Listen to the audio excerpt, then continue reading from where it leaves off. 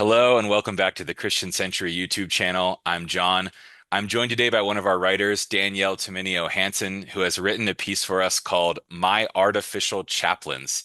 So we're going to be diving into AI, chaplaincy, a lot of other topics. But before we do that, hello, Danielle. Can you tell us a little bit about yourself?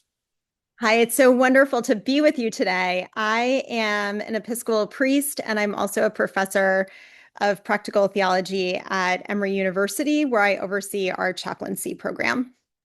Excellent. Well, thanks for writing this piece and thanks for chatting today.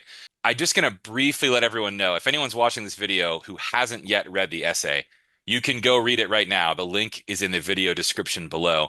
But also, just for the sake of bringing everyone up to speed, you were recovering from some injuries, and while you were in recovery, you decided to check out what it's like to engage with some AI chatbot chaplains that are out there on the internet. You started posing theological questions to them and the essay is about the conversations you had with them and your reflections on those conversations. So, just for fun to start, you mentioned a lot of different chatbots you talked to in this essay. Can you declare, as a professor, can you declare the best and the worst of these chatbots? I think it depends on what you're looking for. If you're looking for the best just for factual information about a denomination, it was probably the Catholic one. The Catholic one was also very dry, and you weren't getting a lot of love there. If you wanted some love and community, the Mormon one was actually really warm and fuzzy. It asked about my family. It asked if I was drinking enough water. The one that really gave me a good laugh, but that also gave me the most concern was probably the Text Jesus app. And that was just for, a lot of reasons about how it functioned. Yeah, okay. Well, listeners can, if they dare, can go check out these chatbots for themselves. But in terms of the meat of this essay, I think one of the themes you talked about was the ad-supported nature of a lot of these chatbots, that you'd be having these deep conversations potentially, and all of a sudden there'd be an ad popping up for an investment app or a fantasy sports website. I wondered if you had more thoughts, maybe that didn't make it into the essay, about this aspect of engaging with these chatbots.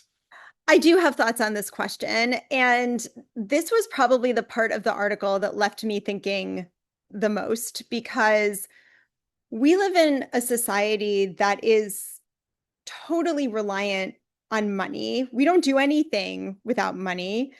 You can't buy fruit without money. You can't buy a house without money. You can't buy clothes without money. So we all need money. And that's something that we've just sort of quietly agreed upon. And I don't see that changing anytime soon. So this is something that ministers have to contend with all the time, whether they're chaplains or not. The fact that they simultaneously are called to do God's work, and that work involves giving unto Caesar what is Caesar's and giving unto God what is God's.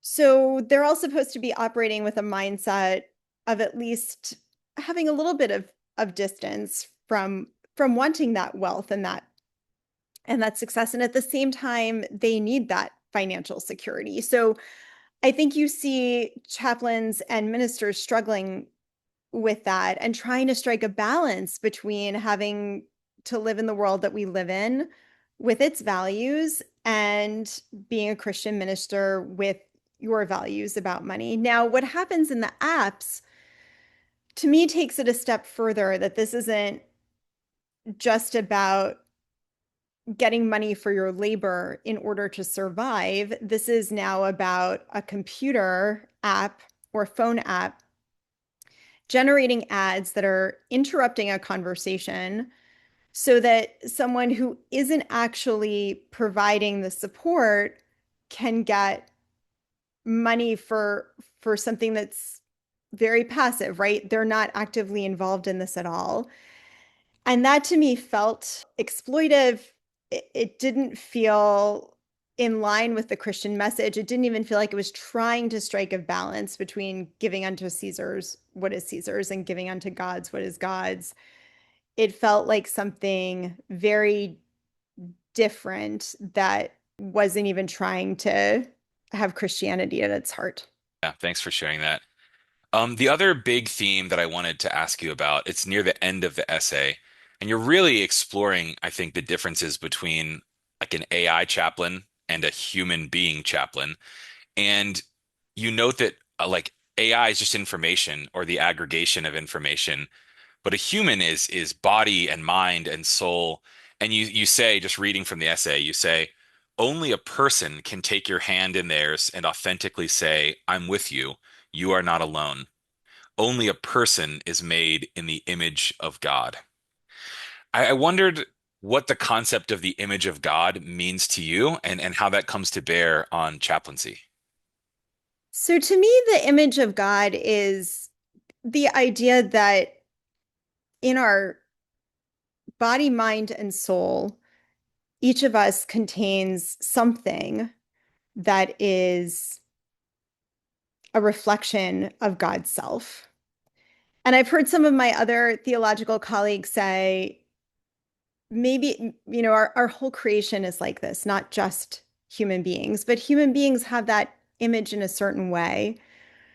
And that's why it's not just our information that matters, it's our physical selves that matter. So I think of times where I've gone over to someone's house for dinner and they've prepared a meal for me, a very simple meal, a soup, and how grounding that experience is of being cared for in this basic way that nourishes my body and having a relaxed conversation with someone else in their body.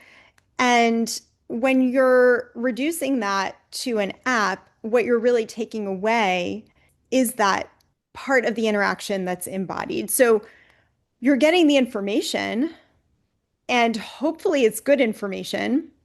AI is only ever going to be, at least in its current form, as good as the information that's put into it. So it might be good information, it might not be, let's say it is, but it's still only that information. And what I teach my students is that good pastoral care, good chaplaincy, good spiritual care isn't just about the exchange of information, it's about being a full self with somebody and then seeing their full self in return.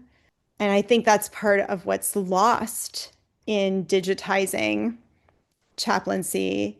And I think that that loss only exacerbates a spiritual crisis, loneliness, and a lack of understanding about who God is in the world and who we're called to be. Thank you. So many more things I'm sure we could talk about, but you've given us a lot to think about. And anyone, again, who missed this essay, the link is below in the video description, along with the link to Danielle's Substack if you enjoy this piece and want to read more of her writing. Thank you so much for chatting today, Danielle. My pleasure. Thanks for having me.